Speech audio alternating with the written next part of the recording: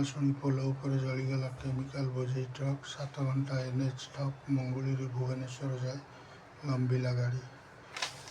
ବୁଧବାର ଅପରାହ୍ନ ପ୍ରାୟ 3ଟା 16 ନମ୍ବର ଜାତୀୟ ରାଜପଥ ପଳାଶୁଣୀ ଗଙ୍ଗୁଆ ଉପରେ ଏକ କେମିକାଲ ବୋଝେଇ ଟ୍ରକ୍ରେ ନିଆଁ ଲାଗିଗଲା। ଏହି ଅଘଟଣ ପରେ ଭୁବନେଶ୍ୱର କଟକ ରାସ୍ତାରେ ଅଟକିଲା ହଜାର ହଜାର ଗାଡ଼ି। ମୁଣ୍ଡ ପିଟା ଖରାରେ କଲବଲ ହେଲେ ଯାତ୍ରୀ। ସମସ୍ୟାର ସମାଧାନ କିଛି କରିପାରିଲାନି କମିଶନରେଟ୍ ପୁଲିସ।